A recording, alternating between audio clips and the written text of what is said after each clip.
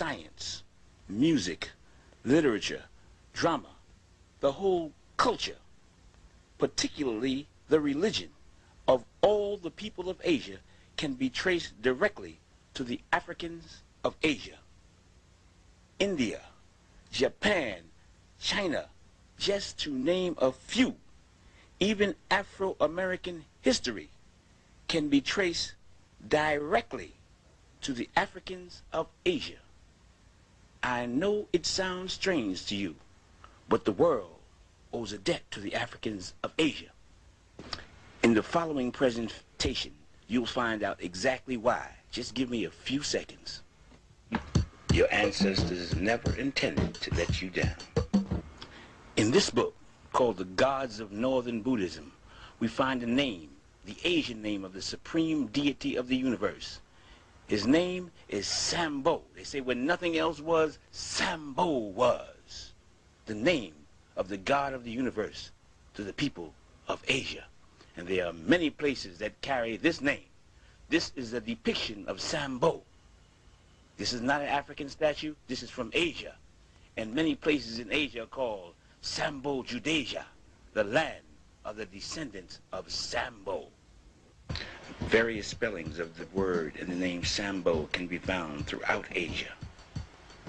Negas, the divine people of Buddhism. This is a 2nd century depiction of Gautama the Buddha being given his first bath by the divine people of Buddhism called Negas, a tribe in Asia called Negas, the divine people of all the people of Asia, symbolized throughout Asia by the serpent or the dragon. That is their symbol.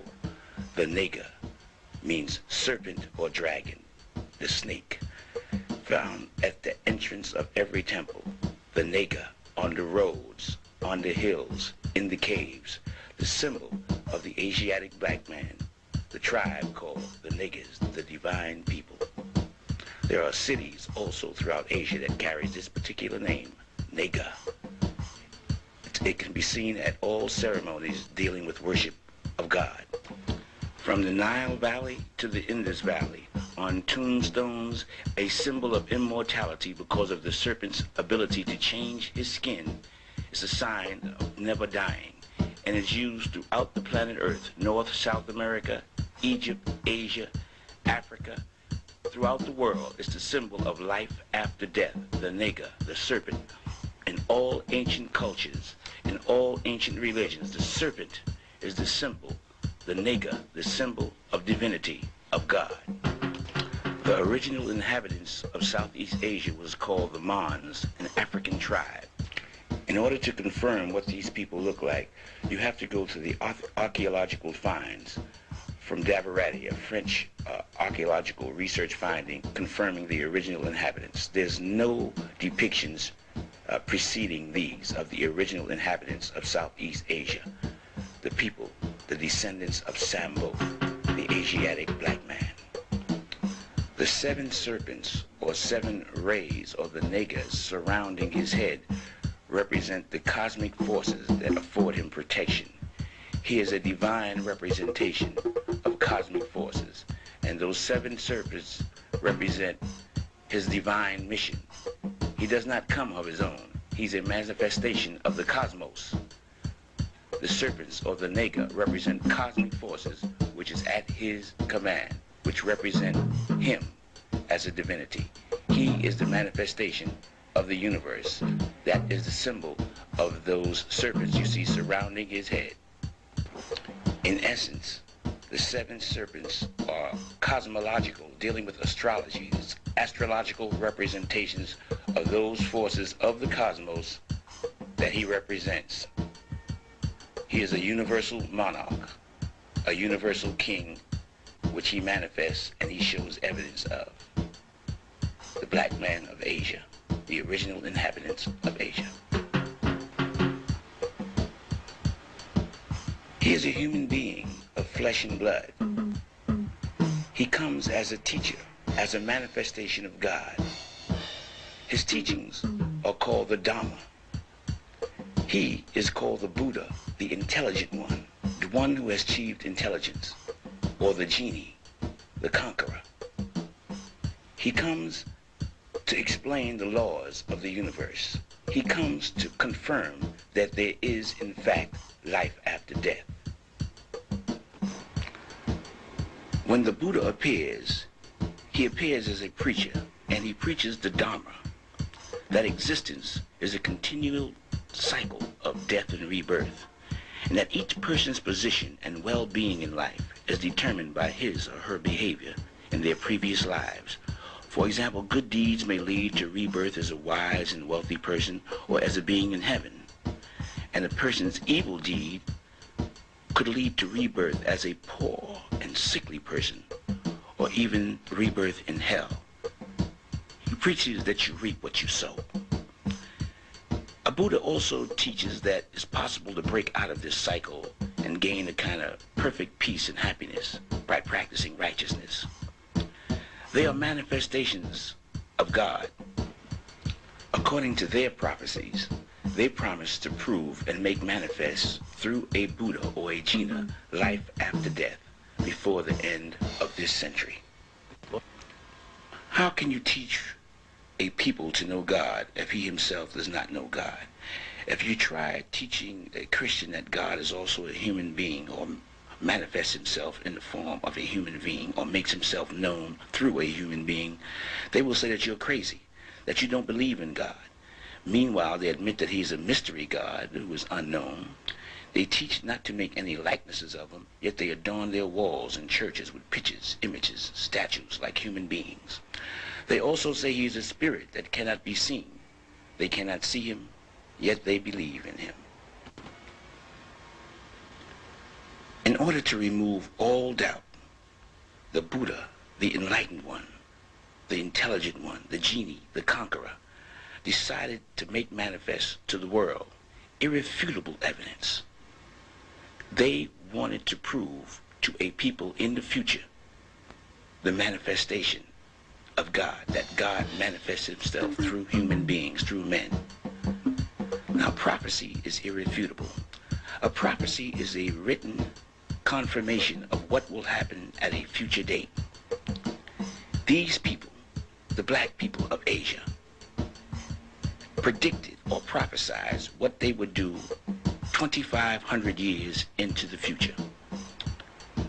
The prophecy states that he would send something from the past and join it with something from the future, something from the material world and join it with something from the spiritual world.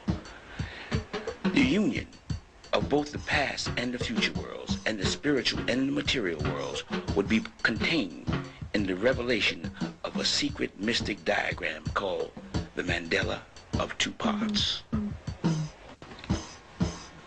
This is a depiction of the future Buddha who would make this manifest at a point before the end of this century. Now, the scriptures of the world have all prophesied that the end of the age, which we are now entering, the age of Aquarius, we shall see the revelation of that which is secret, and the emergence into the light of day of that which has hitherto been concealed and veiled.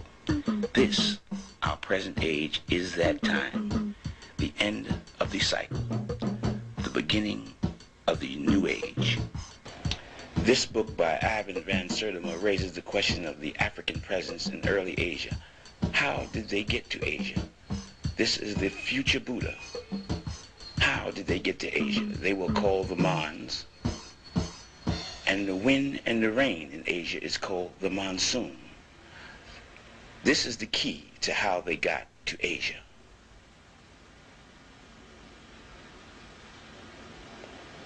The monsoon wind in April blows from the southwest, and in October it blows from the northeast. The monsoon wind blows from Africa to Asia, and from Asia back to Africa. The wind from April to October blows from the southwest, and from October to April it blows from the northeast. These two trade routes and routes that of travel is the direction of the Mons, the Africans of Asia. They went from Africa to Asia, and from Asia to Africa, and they were called the Mons.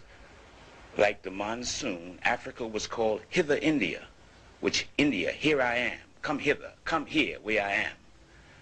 And they would get on the ocean and get in the wind. This is where the phrase get in the wind come from your previous life. The Africans of Asia got to Asia by getting in the wind. This is confirmed from the 1st century. The Greeks knew how they got to Asia, the wafting sailors. They call it the divine ship of salvation. The Mons, when they would arrive in Asia and when they would leave Asia. The Japanese badge of nobility is called a Mon. The monsoon, the monastery, Mani, is identified with the black man of Asia. And the largest statues on the planet Earth located in Asia are depictions of the Buddha, the black man, the Jinnah. His hair confirms who he is. This is the largest statue in China and the largest statue on Earth depicting the black man. The oldest and largest manifestations of God, like this image of the Buddha in Thailand and Southeast Asia, are representations of the black Africans of Asia. There are no other statues or monuments of antiquity that precede them.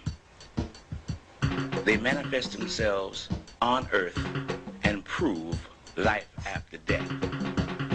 This from Ceylon or Sri Lanka, showing the Buddha, thousands of years old.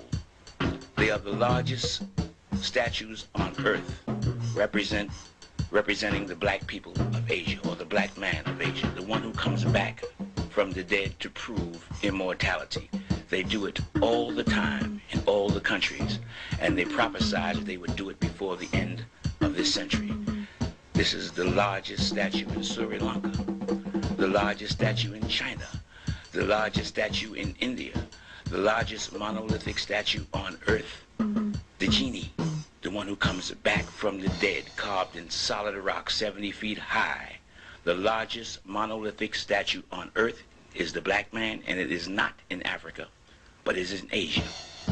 The Asiatic black man, the manifestation of God who comes back to preach and explain the doctrine of immortality, how to escape the fires of hell. That is his sole purpose.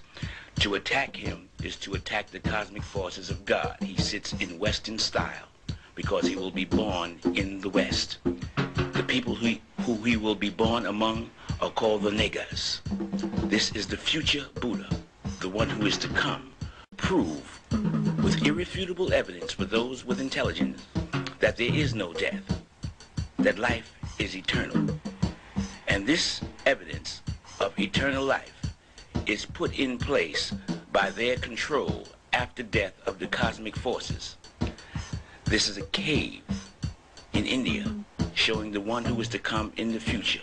All of these statues and monuments are thousands and thousands of years old. The future Buddha, sitting down in Western style. He is known by many names in many religions. To the Christian, he's the Christ. To the Muslims, the Mahdi, the Messiah, the Avatar, Maruk Bull. To the Koreans, the Buddha, the Genie. All different names for the same individual who is to appear now at the end of the age, the beginning of the new cycle. He is also called Maitreya, the future Buddha. In this book, Maitreya, the future Buddha, you can find the prophecy of his return in 2,500 years. This prophecy identifies the time when he is to appear. It states that he will appear in 2,500 years in a tripartite year in the first year of a cycle. He will descend to be reborn, and he will produce a city of silver by transformation. He will change a city which will serve as evidence of who he is. He must produce a city by transformation. The Buddha was born in 560 BC and died in 480 BC. He received enlightenment at the age of 35, which is 525 BC. This prophecy had to have been made between 525 BC and 480 BC. If you project 2,500 years into the future, it'll come between 1975 and the year 2020. 30, 60, and 90 are tripartite years. 1930 and 1960 is gone. The only tripartite year left is 1990. The first year of a cycle is 1991. In 1991, the future Buddha is to appear. 1991. In Angkor in Southeast Asia, we find the city of the future Buddha, hidden from the outside world for thousands of years and discovered by the French in 1858. It was hidden in the jungle by fig trees. This is the city designated to confirm the future Buddha. This city was hidden because of the banyan tree, a tree that starts in the sky. Birds drop their seeds from the sky on the leaves of existing trees. The branches spread out horizontally and then grows down, covering everything beneath it. The tree is worshipped throughout Asia. It's called the tree of God. It is the only tree that starts in the sky and comes down. Here you see it written that one tree covered 20,000 people. It is the most unusual tree on earth. It's the fig tree, the banyan tree, the tree that hid a 36-mile wide city in the jungle for thousands of years. This is the tree of God. Here it is explained that the tree spreads indefinitely and it is not known to die. It's the tree of immortality. It is the most famous tree in Asia, the banyan tree, the tree of God. This is an artist's depiction of the city of the future Buddha, a city of stone, a stone Bible of the religious teachings of the Africans of Asia. This is the entrance to the temple called Angkor Thom. An 8-mile perimeter covers the city. This picture shows you how the tree starts in the sky and the roots come down, covering that face which you see. Those are roots from a tree which started in the sky, covering the face on a tower. There are 50 towers in this city with faces of the future Buddha. This is a close-up on the future Buddha's face with the roots which started in the sky and came down to cover it. The fig tree. This is a picture of that particular city, a map showing you the 36-mile perimeter. And there's a 7-mile perimeter around this city of Angkor Thom. This is the city which we will focus on, the Bayonne, the central temple of Angkor Thom. This city is viewed as a Bible, a sermon in stone. As you can see, it was built by men to confirm and serve as evidence, irrefutable evidence, of the future Buddha. That the Africans of Asia who built this here, they knew and wrote the future before it happened, and that the future Buddha would use these stone images of himself, these 50 stone-faced towers, skyscrapers in the sky, stone monuments, a Bible on the walls to confirm his identity, hidden in the jungle for thousands of years. Even though the city was sacked of its riches when it was discovered by the French, it still bears mute testimony to the teachings of the black people, the Africans of Asia. These stone-faced monuments are depictions of the one to come. There are 50 towers telling you that this one, the future Buddha, who you see here, would be in a tower. The 50 towers representing the 50 states of the United States before they were ever discovered. The lions on the outside also bear testimony, since there are no lions in Asia. The lions came from Africa. These are African lions. This map shows you all the animals of Asia. The lion is not an indigenous animal, the tiger is.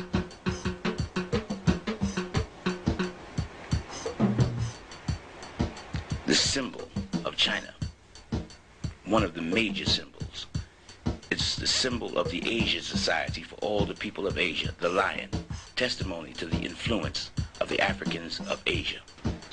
This book on sculpture from Thailand and Cambodia shows you some of the bronze and stone sculpture stolen and put in private collections from this city of the future Buddha.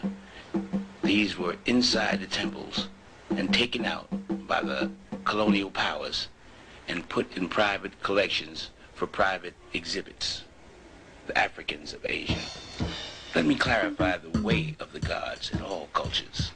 Number one, they write the future before it happens in stone. Then they let the future happen. Then they send one back from the dead who explains it and reveals that which they wrote.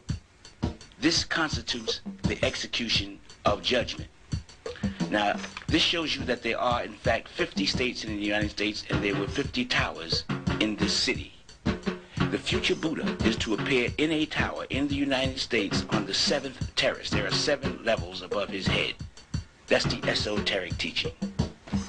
On the walls of this is the story of the people whom this individual, the future Buddha, would appear among. Here we show the Europeans coming into Africa. We see they have weapons on their shoulders. This is on the walls in this city.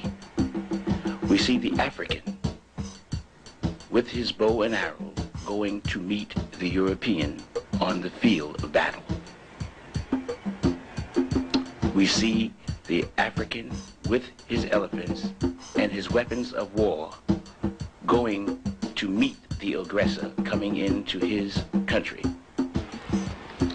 Here we see the two armies clashing on one single panel on the southern wall at the temple of the Bayonne in this city. The African army on the left, the European army on the right, and they clash in the center of this stone carving of the European invasion of Africa, as the Europeans load the African arms to the bottom of the ship and take off to America, onward to America. The middle passage where the Africans are thrown overboard, the entire history or book of revelation or unveiling is shown in this city of the kidnapping of Africans from Africa. This city is a book of revelation, an apocalypse in stone.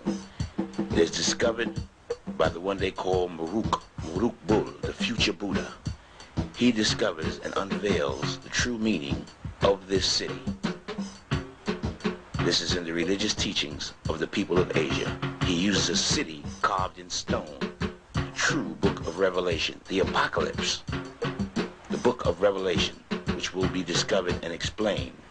And we will now take you to the true history of the United States of America and their slaves to identify the truth carved in stone thousands of years before it happens about these people, the Africans of America. This document, this is the true document of the slave trade from Great Britain or the British House of Commons. It consists of certified eyewitness reports of the satanic atrocities of slavery. The fact that it was a conspiracy is evident by the pattern of punishment and the systematic step-by-step method in which it was applied for over 400 years. It is an orgy in the infliction of pain. The infliction of pain on innocent people with eyewitness step-by-step reports on what they was supposed to do and what they intended to do to these people who they identified in their document as an injured humanity. They meant to injure these people, and this was their intent. They referred to them as injured humanity. Christians did this to the children of Africa. The science that was used on these innocent people were based on universal cosmic laws. As you see here, there are laws that are above all man-made laws. They're the laws of the gods. They're the laws of the universe, and they govern all humanity. The two laws which we will focus on right now is called the law of karma, the law of cause and effect, and the law of polarity, the relationships between opposites. Both of these laws pervade all things in the universe, and this was the focus of the slave trade. We all know about crack. If a woman takes crack, we now know that that same addiction will be born into her babies. Crack addiction in the mother is born into the child. This natural law, the law of rebirth, the law of karma, the law of cause and effect, was used on the slave in a corrupted method, in a corrupted manner. The primary objective was to induce the fear of God into the slave. Fear is associated with God. If you fear someone, that person in your subconscious is viewed as God. And fear is something that you always have the expectation of once it's induced in you. So the primary objective to get the desired results would be the creation of a race of people that would worship the European race subconsciously as God. That's the objective. Pain and fear, the infliction of which would cause the slave subconsciously to worship the European as God.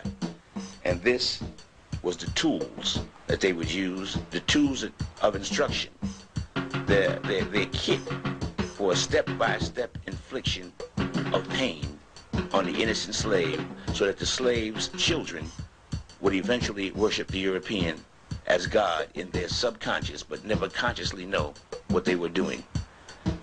This is one of the greatest, or the greatest crime ever committed by human beings, so-called human beings, against human beings. The infliction of fear and terror babies for hundreds of years, and images, false images of God put before the babies to worship, so a race of people can be falsely worshipped as God. The slave masters used science. They knew that if they could put fear in the minds of the slave, that slave, children of those slaves, would be reborn with that fear in them, and that fear would affect what they see and what they hear. This was science used on the slave. If they put those images and affected the mind, it would affect what they see, what they hear, and exactly what they do. It was a science of the mind that was used on the slave. Images, the Bible, and the illiterate. Images are the Bible of those without education. You read the Bible, but the images are collected in your mind, and the images stay in your mind, but what you read may go away. This is carved on the walls in this city thousands of years ago by the black man of Asia to tell the story of the apocalypse. A book that would be revealed by this individual whose name you will find out in a short while. He is the future Buddha, the one who unveils the book of Revelation in a stone city, bringing the past and the future together. Now that we understand the science used to get the desired results of the false worship of the European as God by a group of slaves and their descendants, forever and ever if possible. Now, let's continue with the story. Once again, on the stone walls, we see the African and the Europeans in combat, fighting to prevent their people from going into slavery. To confirm this is an African people, on the right you see the djembe, a very popular African drum, and on the left you see the African talking drum, not the European, not the Asian, but the African talking drum carved on the walls to show that this was an African people who were carried off as captives. Here it is on one panel with 3 levels. The war that took place in Africa thousands of years before it happened, carved in stone, bearing mute testimony to what really happened. Here is how the European artists of that time interpreted that event with his pen. The same event in the British Commonwealth, testifying to what they said that they did at that time to the black man. Here, the testimony from a rock in this hidden city tells exactly what happened, which was known by the gods. A testimony in silence from a stone, from a paper, in the British House of Commons.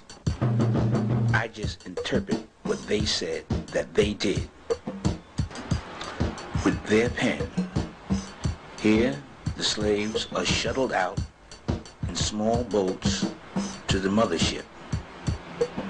The artist's depiction at that time with their pen interpreting what the mothership looked like.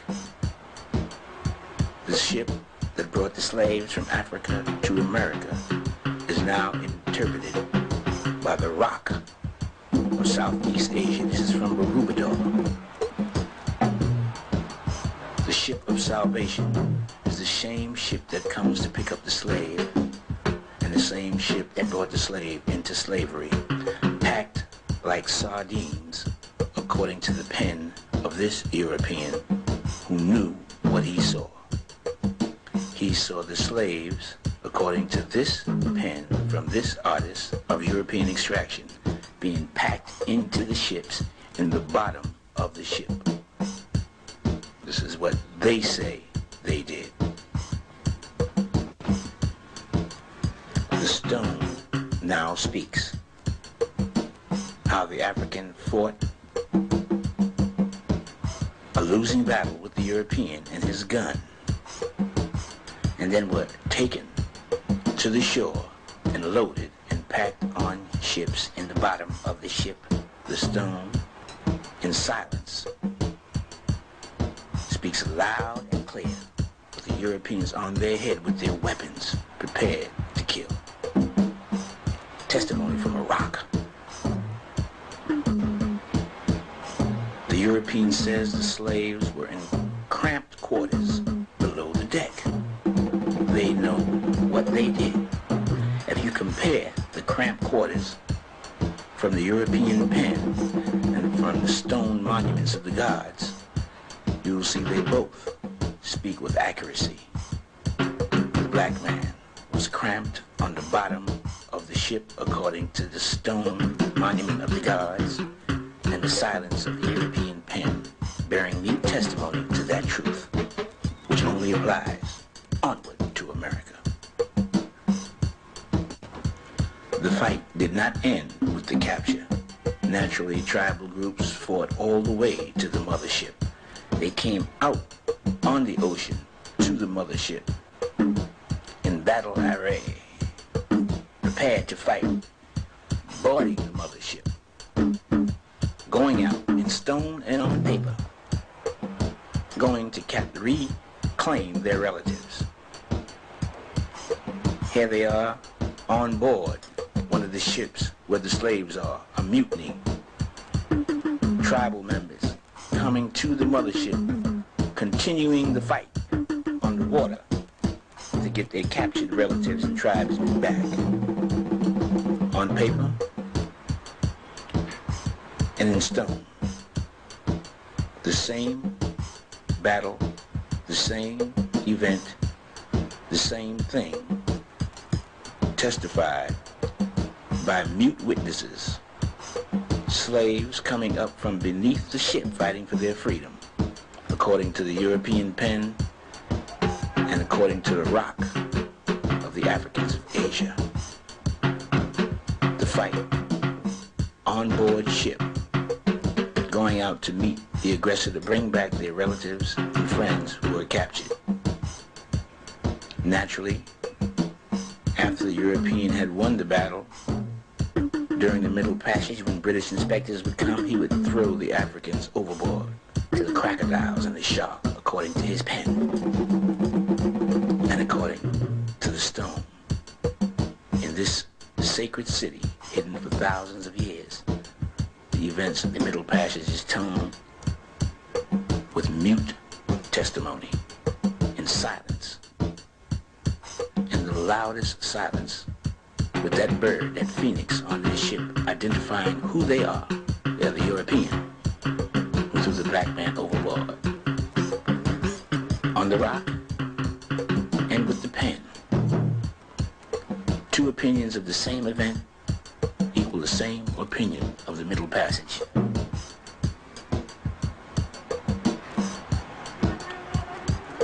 Naturally, the crocodiles had their feast on the black man, where many, many millions died during the Middle Passage, according to both history books.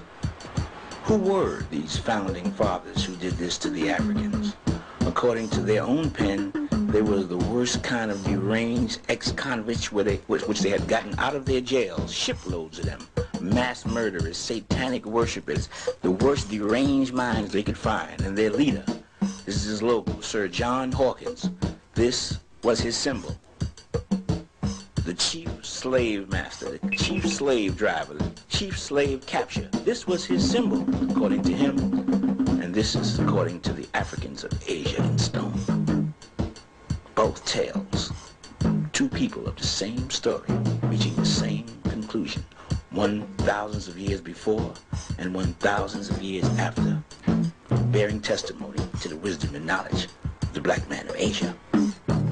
Another story that was going on at the time was the mass murder of the American Indian, destruction of him, his civilization, his family, his tribal organization, and his people, for absolutely no reason at all, according to their pen, but greed. Here we see the confirmation of what they say in that document in the British Commonwealth about the families being separated at the crack of a whip. The father from the mother from the baby, and the relatives left crying, and the boatman holding the boat, anchoring it to shore. European art speaks in silence, and so the stones of that sacred city that was buried in the jungle, showing the boatman on the left, the Africans being prepared to be taken off the boat at the crack of a whip. The stone speaks, the paper speaks, and they both sing in harmony, while the boatman anchors them to shore according to the gods of Asia. Confirmed on stone on the left and paper on the right. The speaking stone. Naturally, the weak ones, the sickly ones, were left to die wherever they fell, with no help whatsoever. On to auction block. The history of the sale and marketing and capitalizing on human flesh is solely attributed to the European. The sale of the black families in America was the first big business of the United States. Here we see a black family on the auction block. The paper speaks, the auctioneer takes the bids, and the helpless, terrorized family stands up there in blind terror, waiting to see who will help separate them. And here we see the same identical scene in stone. The stone speaks loud, the pen of the European speaks loud, and they both sing together in perfect harmony. Truth, so clear a blind man could see. Confirmed in living color and on paper, the whip separating the families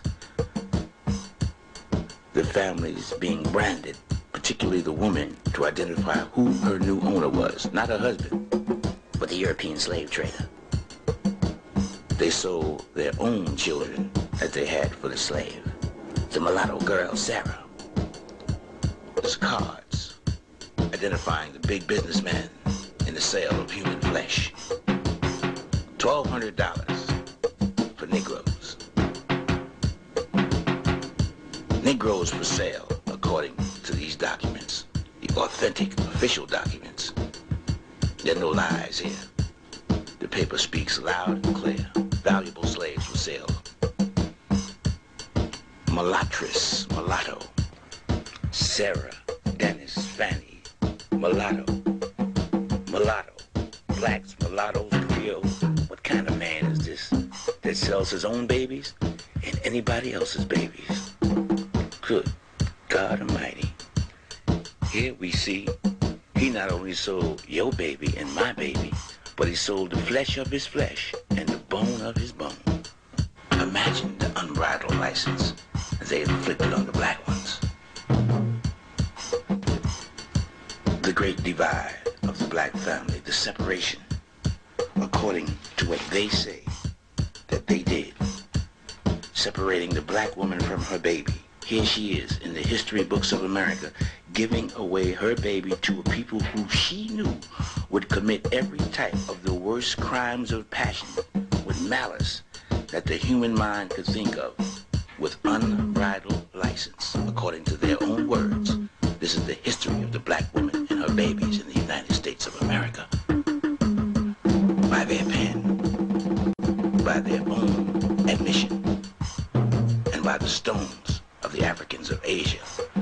black woman giving her baby away to a known beast who had already inflicted the same pain on her. In stone, speaking loud, on paper, they both sing together the same song. The exploitation and degradation and crucifixion of the black people of America with unbridled license. A stone city in Asia, buried in the jungle. The history of the black people. That black woman was forced to go back to the plantation and give her love to the white woman, the slave master's baby. After she gave her baby away, they made her love his. Incredible. This is according to what they say they did. The passions, the worst passions of the human mind, rage with unbridled license. They call this the extraordinary punishment, the infliction of which included malice and fury, according to their words. The voice of their paper. Some crimes they would not divulge. That was worse than that.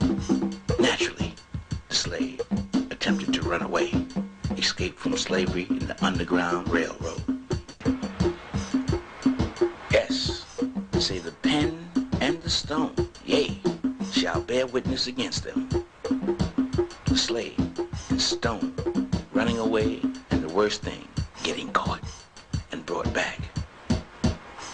Angkor Wat in Southeast Asia, coming back to face the infliction of pain. See, here's some freed slaves with the pen screaming loud, a woman and her baby being caught and taken back into slavery. Observe the fear in the child. This is their pen speaking to you. This is the power of their pen. In stone, the slaves being caught, who ran away, brought back and thrown down to a lower hell for lower punishment, being beaten, their tongues being pulled out, hung from trees, savagely beaten with bats, sticks, knives. They had 50-pound bricks, according to what they wrote, that they would crush them with. They would throw them in hot sugarcane oil. They would pour hot lead on them. This is what they say they did in this document, and here it is, screaming from a stone, bearing mute witness to what they say that they did, confirming that. Here it is right here, on paper. You see, they would put 50-pound, 70-pound weights around their necks and crush them. Why? They tried to avoid pain. Here they are with the weights and the two Africans under the weights, the Afro-Americans, being crushed. And they would let them stay there in pain. What manner of people is this? What kind of people is this?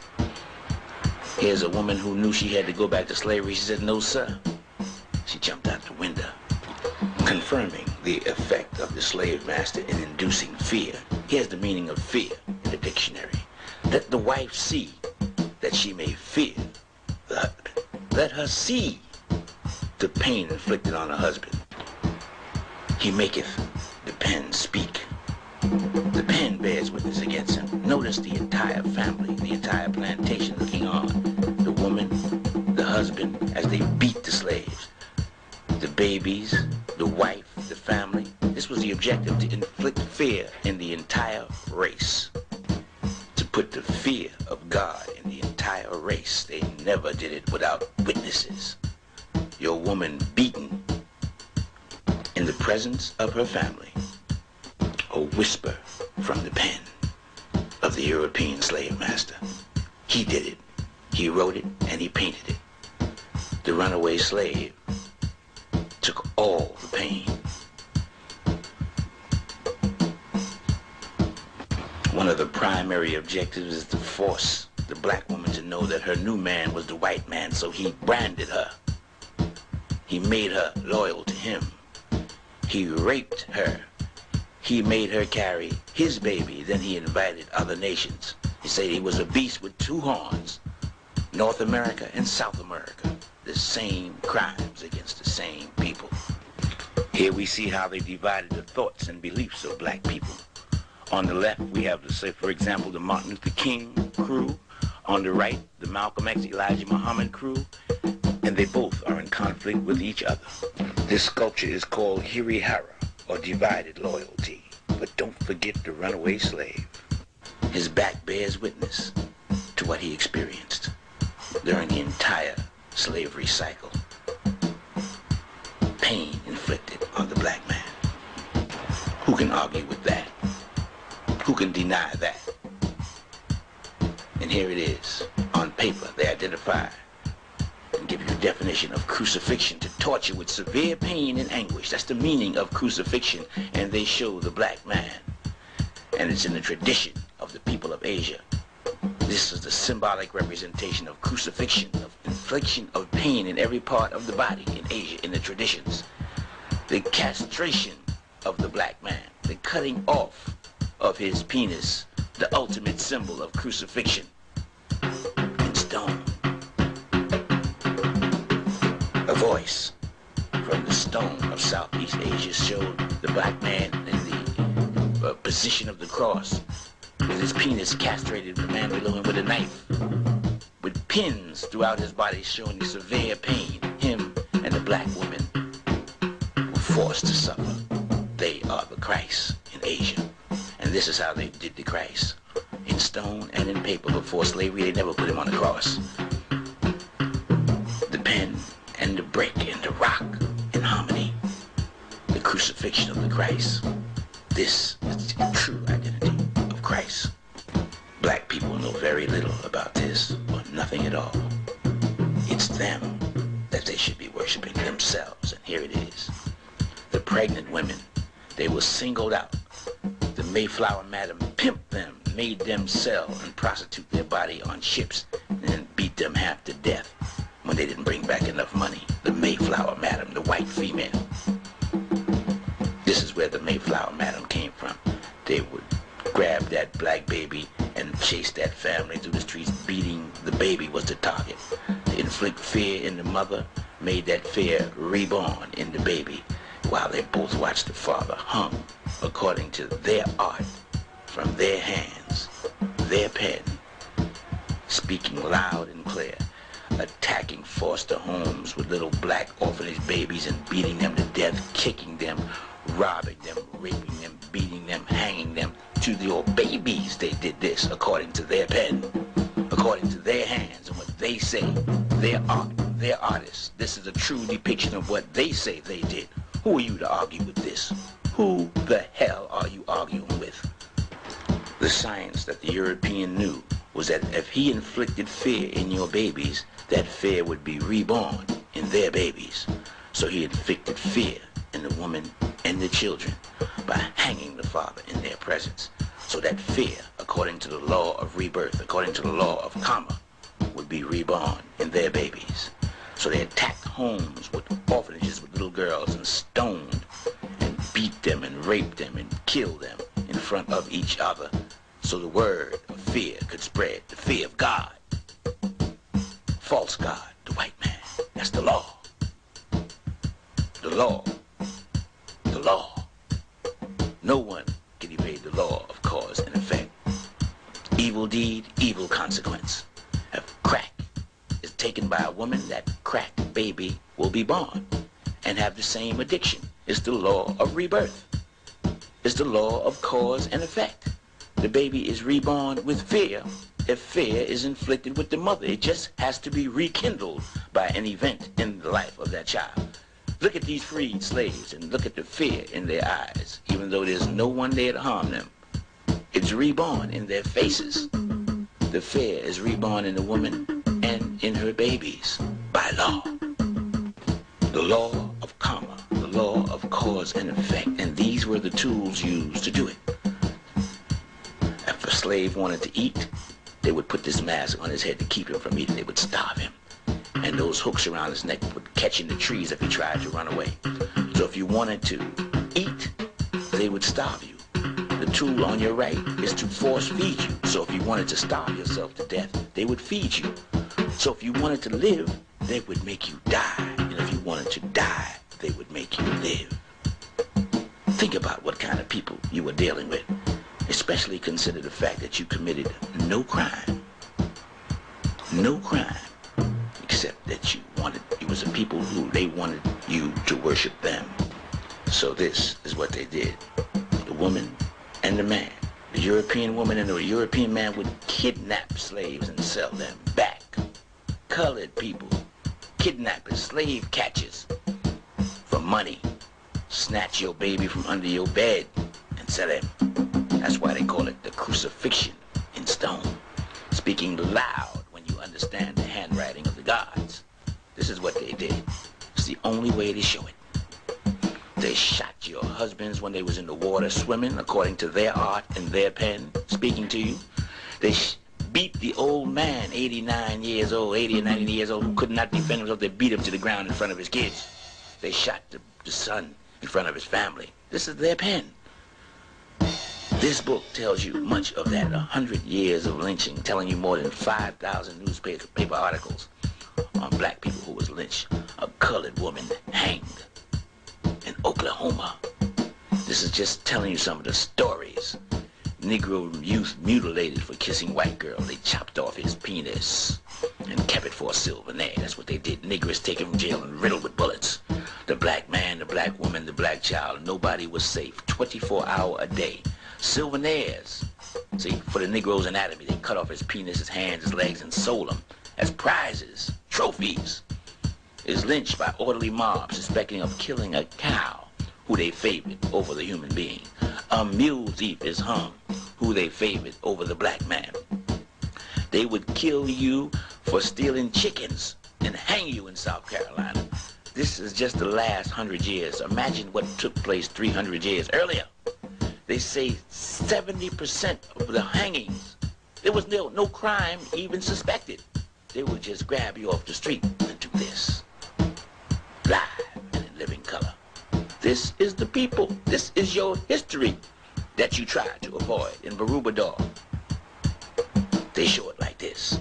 They show you being put to the fire. Did you know that? The white man used to burn you at the stake. And the tradition is in Asia where you see the Buddhist monks setting themselves on fire as the ultimate form of pain, the ultimate form of sacrifice which the black people of America had to endure. This is a tradition to remind you when that day comes what they did to you. Standing around taking pictures and laughing. This was a joyous occasion, mind you. This was no sad occasion. They took souvenir pictures. There it is in Asia on the right, and in America on the left, the traditions of the Africans of Asia. And the inflictor of pain, smiling, proud of what he did. It's all proud when you burn a black man. They all want to see and cheer as he burns. This is according to their hand. They had to push back the crowd at the burning of this innocent black man of anything worth being set on fire for. But this is the tradition of the American way. See, they would hang you, burn you, and shoot you at the same time from their hands bearing witness against them. See, they would shoot you running, they would shoot you on the ground and beat you, and they would stomp you at the same time. They would work your babies and your mama in the cotton fields for nothing. See, this is how they showed it in stone. The whole family on the plantation in this city in Southeast Asia. They would show the man taking the place of a mule, pulling the plow while his wife guides it. The man is pulling the plow, you see, and they would show you in stone the work that the entire family of the diaspora was forced to endure in this beast with two horns, North America and South America primarily, the United States of America, where this history is carved in this history of the country. It's inseparable. The free labor for 400 years in stone. The rock, the Nestorian stone. The rock shall speak, yea, he shall make the rock speak. While you worked, you were beaten. While you played, you were beaten. You lived in fear. Here it is. Yea, the rock shall speak to them. The rock shall tell the story. Yeah, and silence the rocks. screams out, yeah, they hung us from trees. Who else has a history like this? And you want to call it a lie. You want to call the handwriting of God a lie. You didn't know, did you? Yes, you did. You tried to forget. Once again, this was a festive occasion. They would take pictures and show it to their babies and their family, how they killed the nigger for nothing and saved the guy. Even the governor would commend them in Augusta, Georgia for the lynching well done or the burning well done, teaching the niggers the fear that their forefathers put in the Constitution. They had to keep fear. Here's a Rodney King, 100 years ago. Here it is, kicking and stomping this black man to death, or damn near dead. This is what they did. And here's what they did the other day in L.A. It's the same people doing the same thing all the time. And here it is in stone, hollering at you. Yeah, he gonna make the stone speak.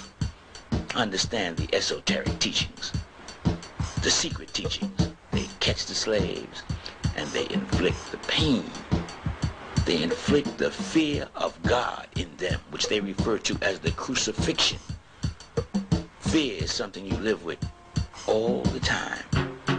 Once it's inflicted on you, and they made it their business to continue it. The crucifixion of the Christ. The infliction of pain, suffering of the Christ. If you really want to know who these people were, here's what they ate. They ate the whole hog, as you see them putting the whole hog in the pot there. That means they ate hog maw, hog head, and hog jaw. They ate pig feet, pig ears, and pig knuckles, chitlins, fat back, ham hocks, pork chops, pork skins. They ate everything pork. They ate the whole hog. Who else fits this description? They even ate pork and beans. There's your beans. Pork and beans, y'all. Yeah. Testify against them. That's what they did. You're the only people on the planet who eat that much pig. The whole hog. The law of attraction is another name for the law of polarity. It involves sex, magnetism, radiation, lotus, color, chemical affinity, and various other things.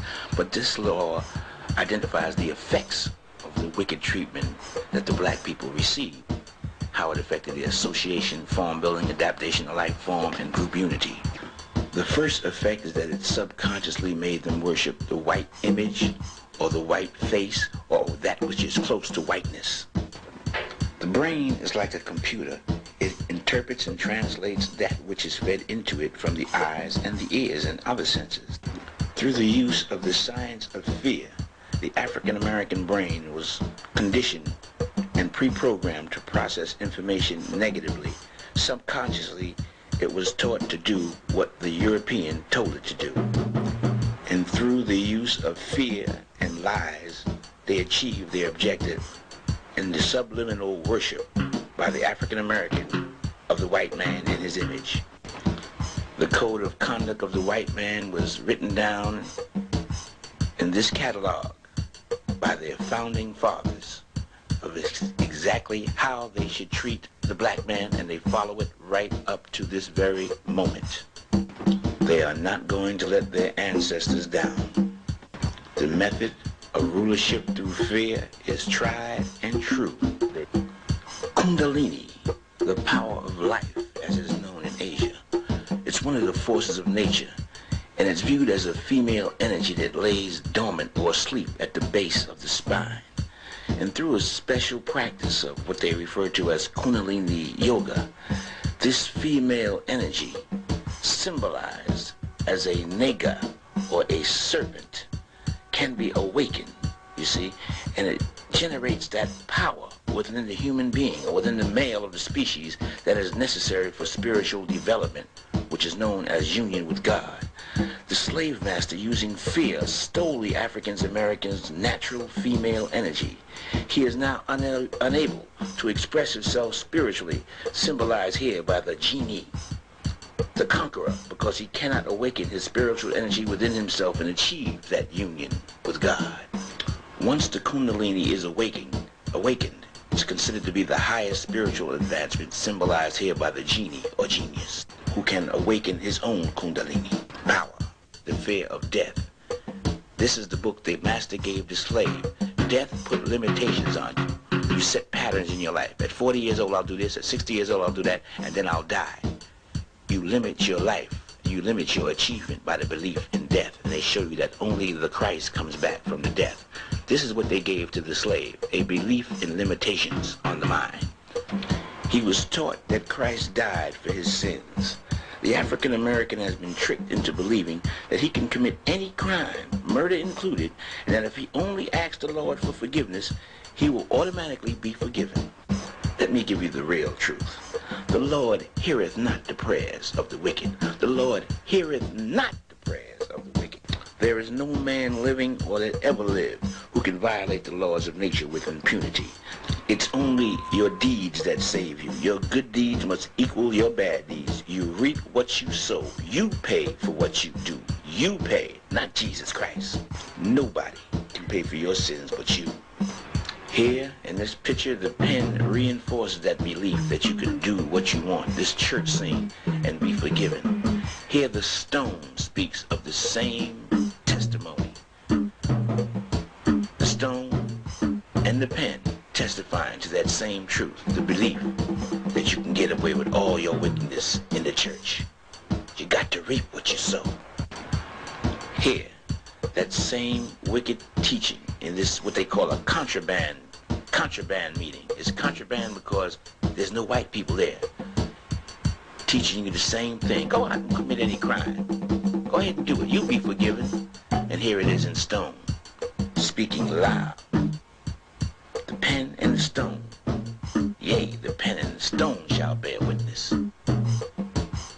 Thousands and thousands of years ago, teaching that same teaching. Here's how the black man learned of the Bible. With the white presence in the church, the white family, the white father, making sure that he got every lie correct, generating that image of love and compassion for black people on Sunday.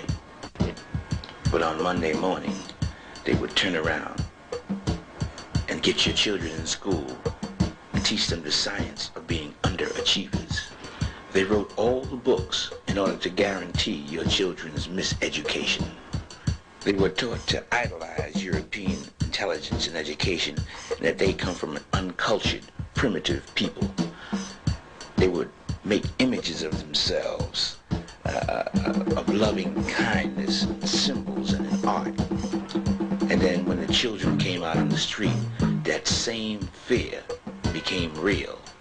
The reality came home. This man, on one hand, loved them. On the other hand, he hung their families and beat their babies and terrorized their mothers. This is how confusion, disagreement, and arguments became a natural part of the African American culture. This was the science that was put on him from the slave master. Then they took their little babies and little girls and put them to work. Little girls and boys under 10 years of age are sent to chain gangs, according to what they say they did. Hard work and low wages. The African American went to work for America in the building of America, as we see here, as the stone speaks. From this city buried in the jungle in Southeast Asia, he went to work and he did everything he could, which is shown here in stone by his juggling, doing whatever he can, catch as catch can. This is the history. His first big job was fighting for the slave master. He got the highest pay, and he got great respect, and he got a gun. The slave master pointing, kill the enemy, the Vietnamese, the Korean, the Japanese. In the city of Stone in Southeast Asia, we see an identical response. American history gives its applause to this stone city. This stone city did it first. They wrote it in stone, and it speaks from the pen and from the rock. Get your enemy, sick 'em like a dog. He got his jobs working on the railroad as a servant, which is his number 2 position, as we see here in stone. He served in all the kitchens, all the hotels, on the trains, and he shined their shoes, which the gods of Southeast Asia knew before it happened. Oh yeah, his third job she is most famous for, he's a musician. He can dance, his woman can dance, and sing. Music became their industry, as we see here from The Rock. And The Rock hollers loud, Mr. Bojangles, there it is in stone, from Southeast Asia in the city, buried in the jungle. Oh, and they had those New Orleans marching bands too, that the Africans of Asia knew about in advance. They showed them with their marching bands and their horns and their djembe, African drum, to show what people there was. And of course the African talking drum speaks for itself, from The Rock in a city buried in the jungle for thousands and thousands of years. Oh, they told him, hey, you want a white woman. Then they told him, you look and you come from the gorilla. What effect did it have when little black girls were depicted as ugly at every turn with pickaninny hair? When they came out with motion pictures and they depicted whiteness as beauty. In one popular movie, they made it real clear. They said, if you're white, you all right. If you're brown, you can stick around. But if you're black, homeboy, get back. They not only delivered this message with images, but they delivered the message with words, showing you and telling you what beauty was. He handsome. Lonzo Tucker, ain't he handsome? They intentionally divided the various shades of black people against each other, and they took it to the top of your head, right to your hair. In the movies, one of y'all got good hair, the other one got nappy hair, and y'all sit up there like fools arguing with each other. Every time you saw a movie, a black was a slave, a nanny, or he was picking cotton looking stupid. That was the image that was given to all little children. The black female was taking care of the white woman's baby. What effect did this have when you saw your father at every turn carrying a bucket and a mop? This was the images that was put before your babies. What effect did this have on the mind? According to the laws of cause and effect, the signs were up all over the country. No colored hair, no niggas and dogs hair. Don't drink at this water fountain. Don't walk in this doorway. Don't eat at this lunch counter. Don't wash your clothes here. Don't do nothing white, because you are not worthy of standing next or being near the white ones. You're nothing. You're black and you're ugly. What effect did this have on the minds of your babies? When they first learned how to read and they saw this, what effect did they have? The European knew what to do. He knew how to destroy the mind and make a slave, because the mind tells the eyes and the ear. And the black man suffered because of the science, and so did the black woman. They went through physical and mental anguish all the days of their life. This is America. That's why they say the black man and woman of America was crucified. The stone speaks. The stone will tell you loud and clear if you can read the handwriting of the gods. They crucified the black man and woman of America in every way, externally and internally. And they used the science. Oh yeah, they focus. Oh, your own people sold you into slavery. They focus on that. Slave master bought you from a black man. They made the black man beat you according to their document, so that you wouldn't be mad at the slave master. You'd be mad at the man with the whip. They had a specific mode of beating slaves. They would have two blacks hold them in the front, one black hold them in the back, and another black beat him under the instructions of the white man. The slave who is receiving this beating is angry at the blacks who are beating him. This is reborn. This is what they did intentionally to make you hate each other, and this is reborn, and it's depicted here, the effects. These are not two gladiators. This is brother against brother in stone. Notice they look exactly alike. This is what the gods of Asia were telling you. The effects were brother against brother, which is in our culture. The white woman spying on the Negroes, working. There they are, they snitching on each other. They got fights with each other. That's the effect of slavery. They gambled with each other, stole each other's money, tried to take each other's money, became enemies of each other. That's the effects of slavery. Stealing from each other, which is endemic in our culture. One brother would get mad in stone. Here you see him solving the problem, killing you, cracking you on the head with a baseball bat in stone. The stone is screaming, telling you exactly the effects of slavery. Here we are in jail. in Southeast Asia, in the city, in the jungle. We occupied the jails all over the country. We filled them up in stone. We started drinking, taking alcohol. These are the effects of slavery. And today you find us all over America doing what we have been doing for the last 400 years, begging for survival. This is the man who did it. He wears leopard skin from the Indus Valley because a leopard is the only animal that will attack a human being without provocation. The stone speaks without provocation. That's what this text. This is a wall carving showing you everything you just saw. Or almost everything.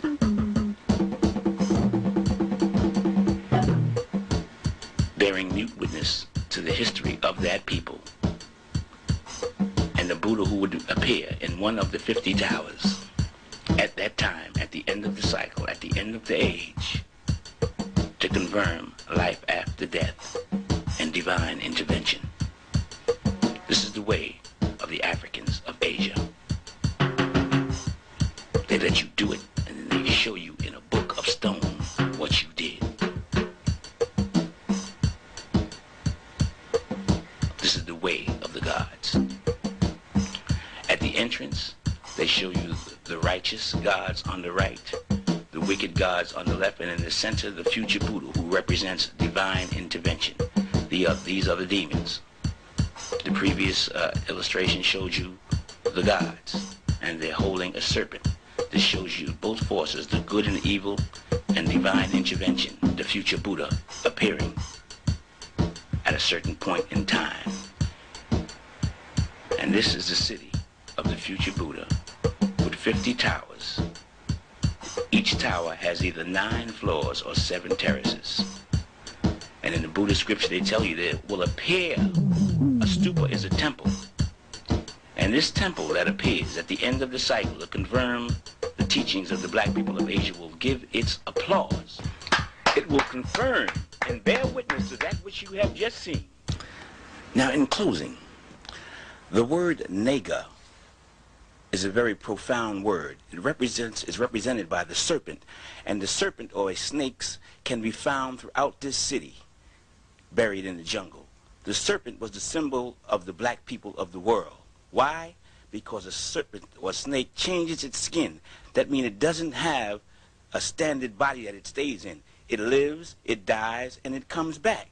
When a serpent changes his skin, it's symbolic meaning. It means that he changes bodies, but he never dies. So that's why the serpent is the symbol. It's a symbol of immortality, of not dying, of changing bodies, but never actually dying physically. That's why the serpent is buried throughout this city, to show you that the Africans of Asia proved life after death. And we can find a clear definition that is well known in this book put out by the Theosophical Society, identifying various terms. Now, I'm going to read from this book. There you see it right on the screen. I'm going to tell you exactly what it means. Literally, serpent, the name in the Indian pantheon of the serpent or dragon spirits and the inhabitants of Patala, hell. These niggers are in hell. But Patala means antipodes and was the name given to America. Now, these are some niggers in hell in America, given to America by the ancients who knew and visited that continent before Europe ever heard of it. This term is probably akin to the Mexican nagals, and they have them as the gnats in Burma. And the esoteric term is represented by the dragon in China and Tibet, and it varies all countries all over the world. In South Central America, they're called nagas or nagal. It's known all over the world.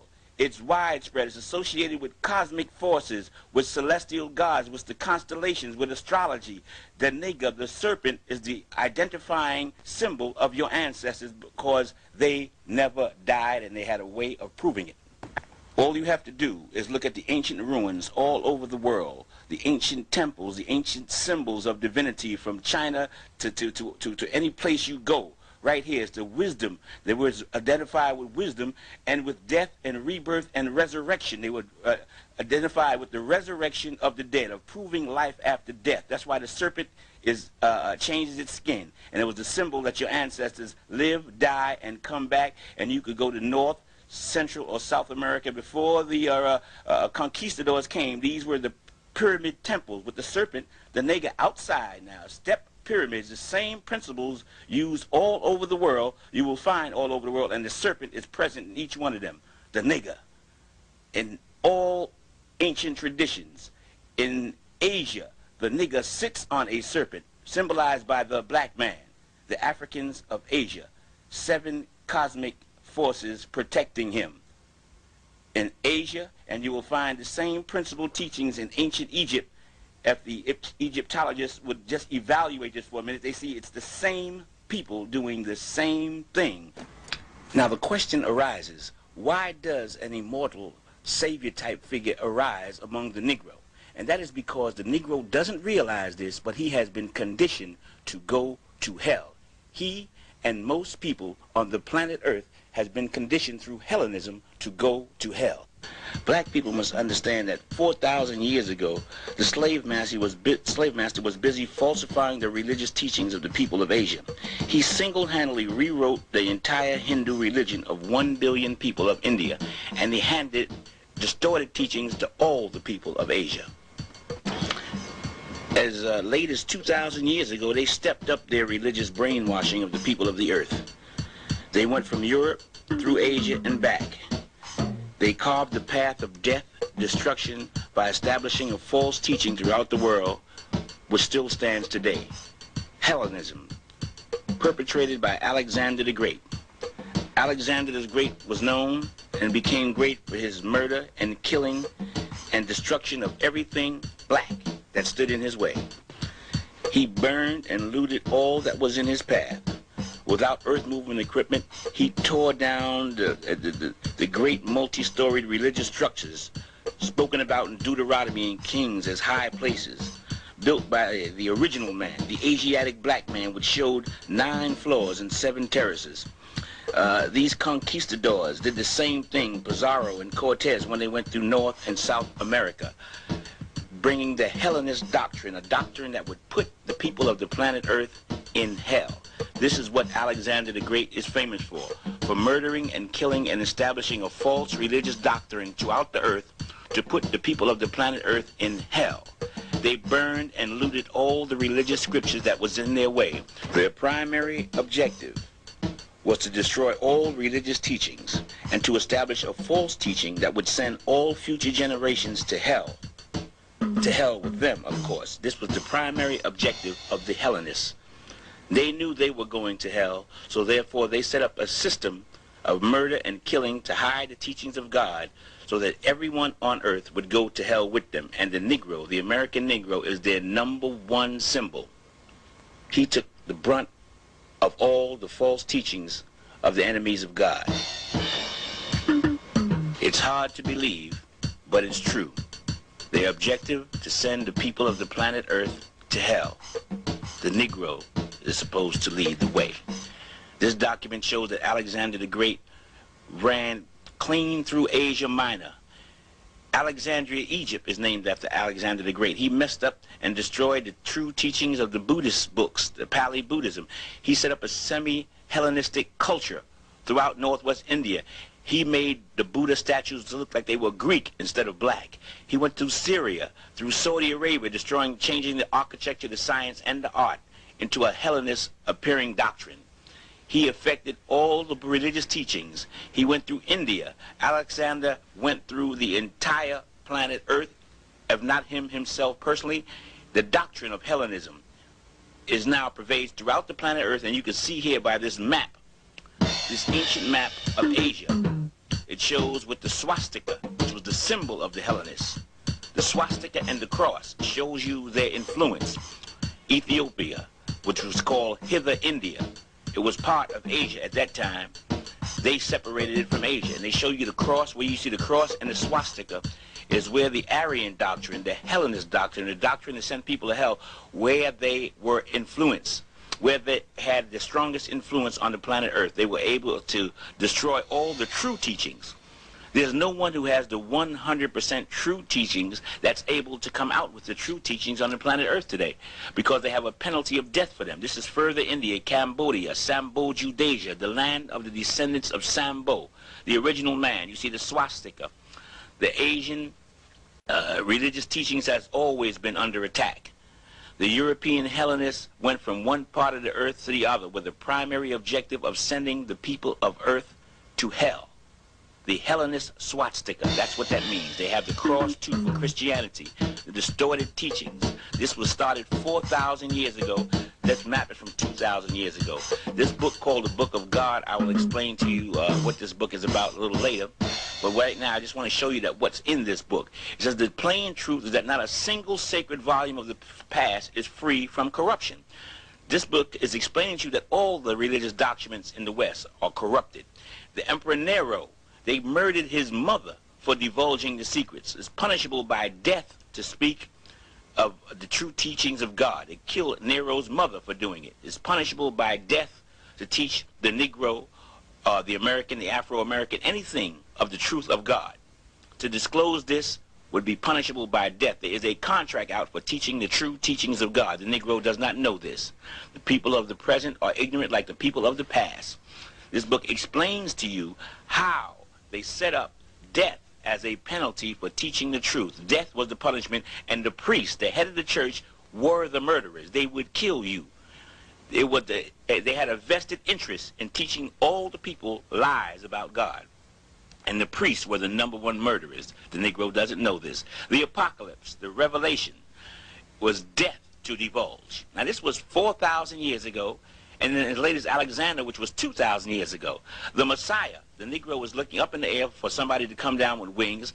They say here the Messiah is just a savior. He's a man in all respects, not free from human error. However, his doctrine is the doctrine of God, but he's a human being like everybody else, and he makes mistakes like everybody else. You can't tell you're a Christian this. He's looking for Jesus Christ to come down on a cloud. This is the position that they put his mentality in, the Hellenists.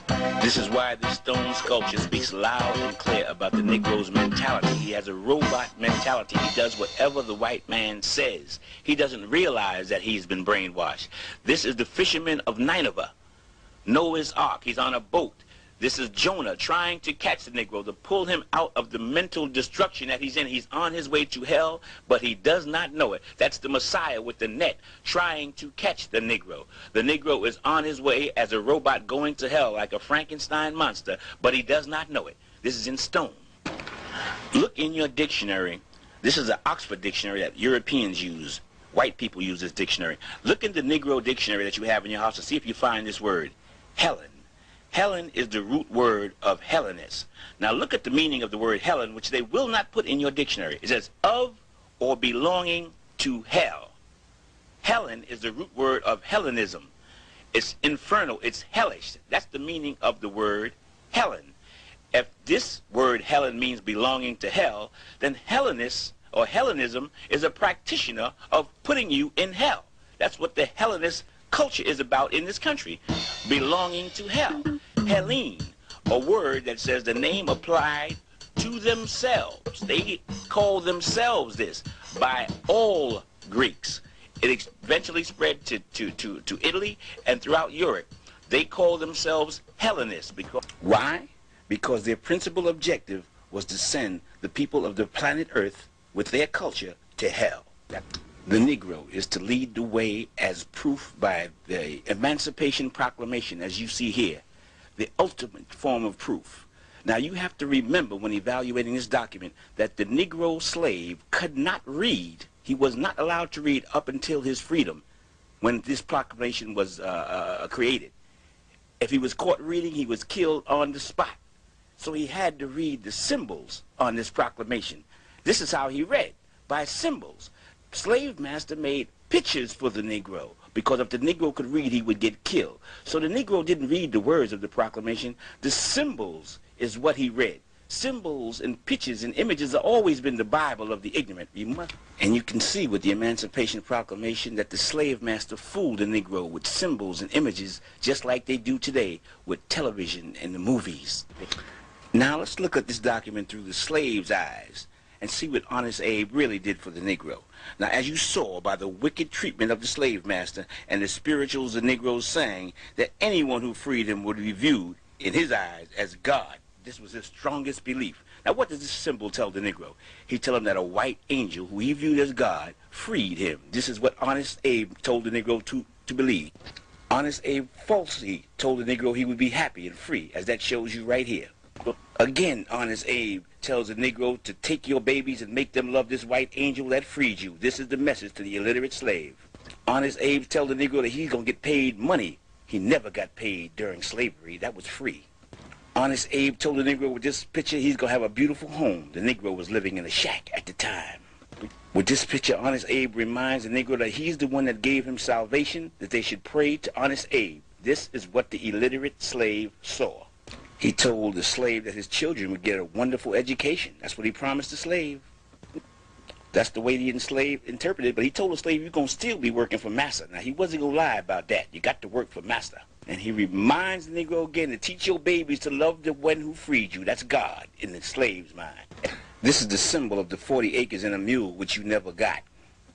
Now, let me see if I can unlock your mind when you see this picture. Notice the devil has chains. Why? Because the slave master knew that he is the devil. But he changed his appearance, and the Negro's brain was so devastated he couldn't figure this simple one out. The slave master was setting you free because he achieved his objective. And the objective of slavery was to send all Negroes and future generations to hell.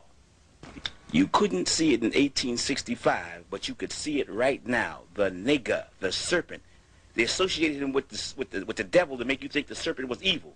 But that's you. N-A-G-H. The Africans of Asia, the serpent gods. That's who you are, and that's who they show on the Emancipation Proclamation that was in slavery. But your mind was locked, and this is the serpent, the dragon, the nigger in Asia, the same symbolism. He knew it all the time. In ancient Egypt, these are the people they're talking about. You, the nigger. They programmed you to go to hell. The divine tribe, the divine people who would be enslaved in hell in America. The nigger. The serpent gods, your ancestors, were enslaved. Their people in America, and it's on the Emancipation Proclamation. You couldn't read it in 1865, but you can see it right now. Look at it. A 1993 slave could read this one. This is the teachings, small portions of the Africans of Asia, but let me move on. The symbols on the Emancipation Proclamation tells you what the Negro agreed to. His mind was already devastated. That's his sacred sanctuary is the mind. He agreed to submit completely to the white God and white belief because he couldn't read nothing. Nothing here could he read. So he agreed to go to hell unknowingly by following this image symbolism that's on the Emancipation Proclamation. The slave didn't know it, but he made a pact with the devil to go to hell. More than 4,000 years after the truth has been devoured, here comes the Negro on his way to hell, and he is not walking, homeboy, he's jogging. In order to stop him from going to hell, his ancestors now intervene. They intervene by sending the future Buddha, or a future human being among their own kind who is enlightened. They refer to him in Asia as the Buddha. This is the way his ancestors intervene to awaken him to that which the slave master has done to him, which he does not know. And this one who comes teaches him the truth. That's why they call the Buddha the liberator of the niggers. The liberator. This is in this book, The Gods of Northern Buddhism. They call the Buddha as liberator of the serpents. See, he comes to liberate, to give salvation, liberator of the niggers. Powerful king of the niggers. The Buddha appears to liberate you, to save you from going to hell. This is why they say the Buddha is the liberator of the niggers. Once again, the liberator of the niggers. They were bred to attack the Buddha when he appears to do something beneficial for black people. That was the breeding of the nigger during slavery.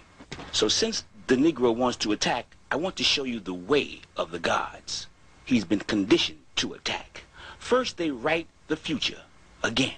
Then they let the future happen. Then they send back one from the dead who explains it to you. And then they execute judgment. They put the wicked in a lake of fire. The attackers go into a lake of fire. They punish the wicked. Now here's a temple one of the greatest religious monuments on earth that sits between 4 volcanoes in Indonesia. It's called Borobudur. And Borobudur has a secret I wish to explain to the attacking people, those who like to attack the one who brings the truth. This temple shows the same story of the Negro, but they show it in more graphic detail. Here's the Negro on Friday night, chilling with his woman, smoking reefers, cocaine. The facial expression shows the dope mass. They write it in stone, thousands of years before it happened. And then they show it to you, smoking joints, taking dope, smoking crack, all in stone in Asia, in Borobudur. Here they are on Friday night, high, chilling with their woman, clapping their hands, jamming, doing the latest dance, and playing their saxophone, written in stone, thousands of years before it happened. Can this be a Chinese, a Japanese, or a Mexican? No, home slice. This is the black man of America with his saxophone, and the identifying location is the ghetto. And it's Friday night. Make no mistake about it. They knew you before you knew yourself. But the objective is to show you that you are not to attack anyone who brings you truth.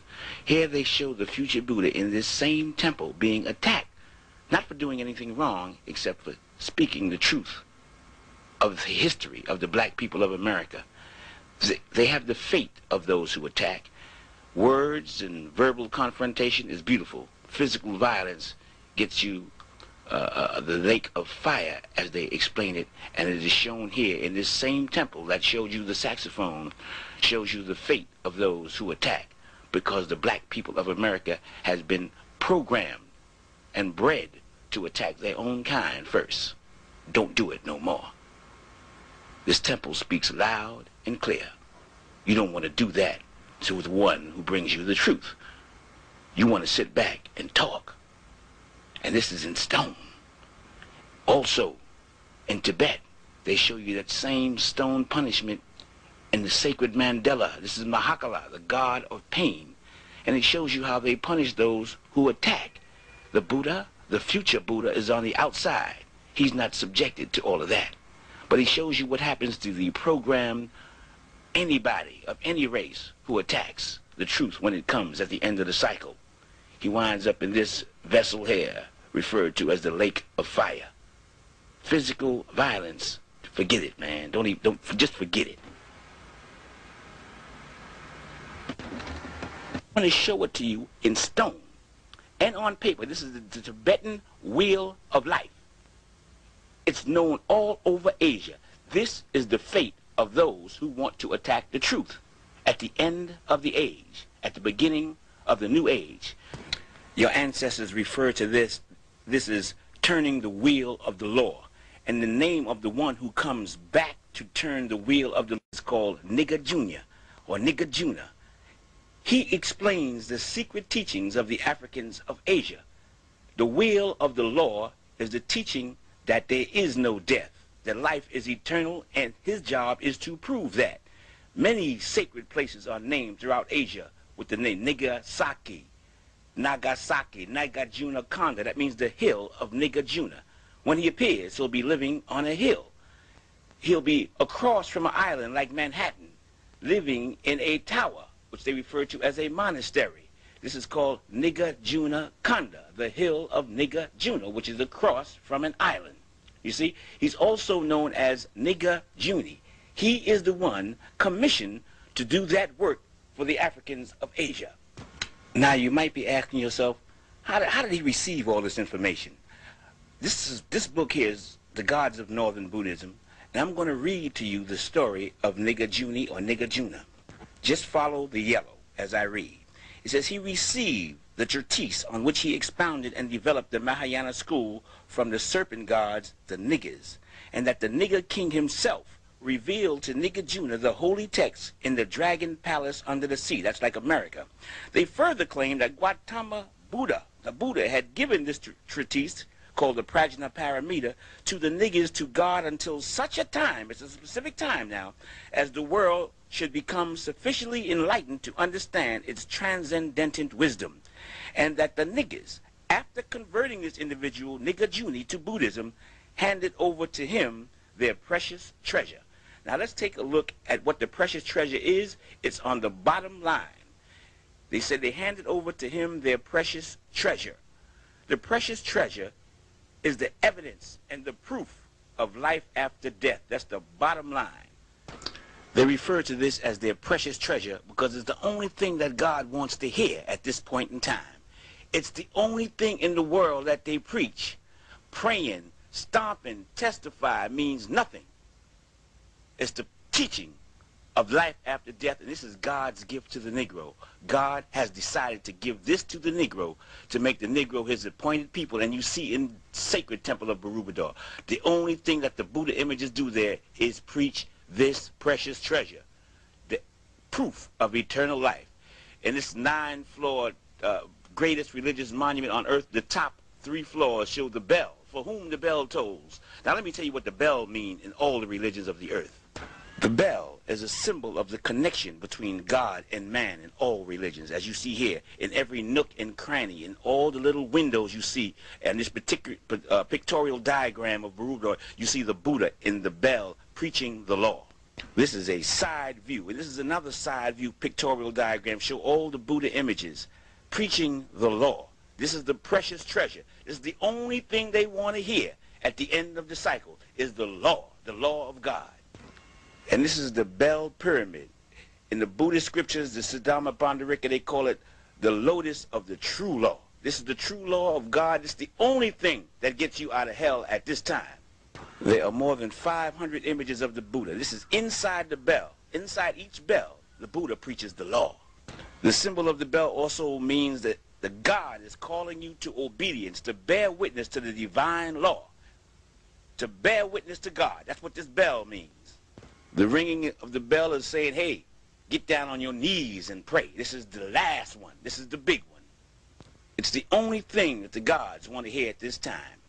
Here we see the Buddha, a symbolism of the Buddha preaching this precious treasure, the proof of eternal life, and the Buddhists from thousands of years ago in all worlds and every universe get up and bear witness. At the end of the cycle, the living and the dead, the souls bear witness to this teaching of this precious treasure, the law. The preaching of this law is the only thing that gets you out of hell.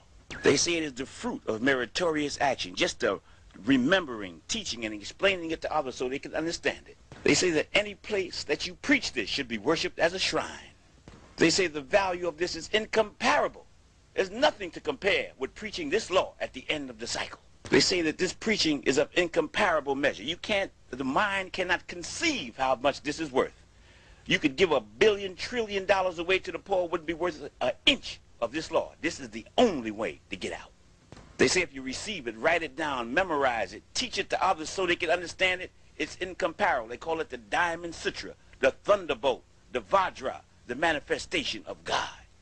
The thunderbolt, the diamond sutra. It comes to the chosen people of God at the end of the cycle. The Buddha gives this to the niggers to hold until such a time that the world is ready for it. The niggers give this religious teaching to Nigger Juna, and Nigger Juna turns it over to the black people of America, the Negro. What does that mean? That means that the black people of America are the ones chosen by God to provide to the world the proof of the resurrection of the dead. But I don't want to confuse the Negro because his brain might lock on this one. But the resurrection of the dead is also the execution of judgment. Only the Christ can execute judgment on his return. Now let the Negro follow me one more time. He has been chosen by God to show to the world the resurrection of the dead. Now Jesus Christ, let's look at the meaning here. The word Jesus means Savior. The word Christ means anointed. So Jesus Christ just means anointed Savior. It's a title for the Messiah. It's a title for one or people commissioned by God for a specific task. This is the image that the Negro has of the anointed Savior, the European on the cross. This is the depiction of the Africans of Asia, showing the crucifixion of the black people of America, the black man and the black woman being crucified. Which one will you choose? The black man and the black woman of America is the true Christ, carved in stone thousands of years before it ever happened. So as a reward for their 400 years plus of torment at the hands of the brutal slave master, the God of the universe awards the Negro, the righteous Negro, with eternal life by providing that evidence of the resurrection of the dead.